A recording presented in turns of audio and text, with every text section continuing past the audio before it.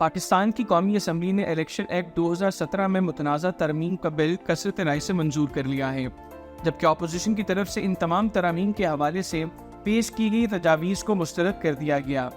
وزارت پارلیمانی امور کی قائمہ کمیٹی کی جانب سے منظوری کے بعد منگل کو یہ بل پارلیمان میں پیش کیا گیا تو اپوزیشن کی جانب سے اس کی شدید مخالفت کی گئی۔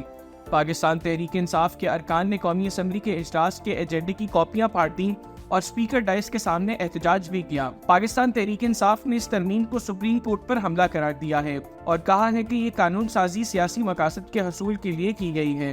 تحریک انصاف کے رہنما علی محمد خان کا کہنا تھا کہ کوئی بھی قانون سازی مستقبل کے لیے ہوتی ہے، جبکہ اس ترمیم کے تحت اس کا اطلاق ماضی سے ہوگا، جو کہ کسی بھی طور پر آئینی نہیں ہے۔ انہوں نے کہا کہ حکومت پارلیمنٹ کے ذریعے سپریم کورٹ پر حملہ کر رہی ہے اور ان کی جماعت اس قانون سازی کے خلاف سپریم کورٹ میں جائے گی۔ اس موقع پر وزیر قانون اعظم نذیر تارڑ کا کہنا تھا کہ یہ قانون سازی آئین کے روح کے عین مطابق ہے۔ انہوں نے کہا کہ تحریک انصاف کے جو ارکان آزاد حیثیت سے الیکشن میں شریک ہوئے ہیں، انہوں نے بیان حلفی جمع کروایا کہ وہ سنی اتحاد کونسل کے رکن ہیں۔ اپوزیشن جماعتیں خصوصاً تحریک انصاف کی جانب سے ان ترامیم کی مخالفت کی وجہ بل کے یہ الفاظ ہیں کہ کسی سیاسی جماعت سے وابستگی کا اقرار نامہ تبدیل نہیں کیا جا سکتا، یعنی جس رکن قومی اسمبلی نے کسی بھی جماعت میں شمولیت یا آزاد حیثیت برقرار رکھنے کا حلف نامہ جمع کروا رکھا ہے، اسے تبدیل نہیں کیا جا سکے گا۔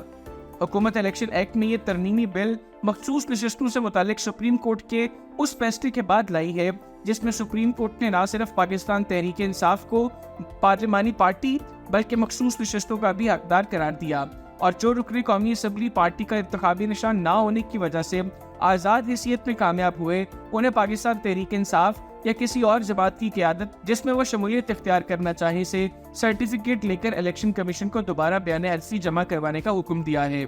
قومی اسمبلی سے منظوری کے بعد اب یہ بل سینٹ میں پیش کیا جائے گا اور وہاں سے منظوری کے بعد صدر پاکستان اس پر دستخط کر کے اس بل کو قانون میں تبدیل کر دیں گے۔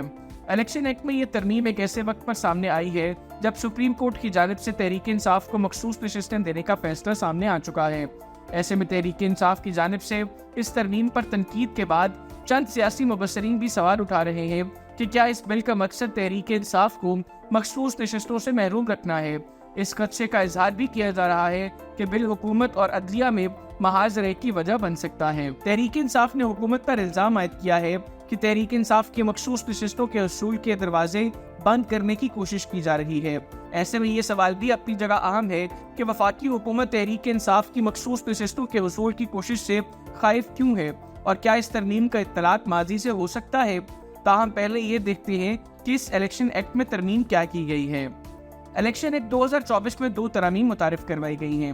پہلی ترمیم الیکشن ایکٹ 2017 کی سیکشن 66 اور دوسری ترمیم الیکشن ایکٹ 2017 کے سیکشن 104 میں متعارف کروائی گئی ہے۔ پہلی ترمیم میں کہا گیا ہے کہ کوئی رکن قومی اسمبلی کسی سیاسی جماعت سے وابستگی کا پارٹی سرٹیفکیٹ تبدیل نہیں کر سکتا۔ دوسری ترمیم میں کہا گیا ہے کہ مخصوص نشستوں کے حصول کے لیے ضروری ہے کہ اس کے لیے کسی جماعت نے وقت پر فہرست جمع کروا رکھی ہو۔ الیکشن ایکٹ 2024 کے مطابق یہ دونوں ترامیم منظوری کے بعد فوری طور پر نافذ العمل ہوں گی۔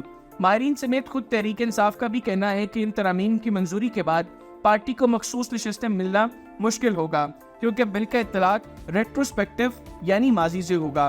واضح رہے کہ 12 جولائی کو مخصوص نشستوں کے مقدمے میں سپریم کورٹ کے فل بینچ نے ایک فیصلے میں لکھا تھا کہ پاکستان تحریک انصاف خواتین اور اقلیتوں کی مخصوص نشستیں لینے کی حقدار ہے۔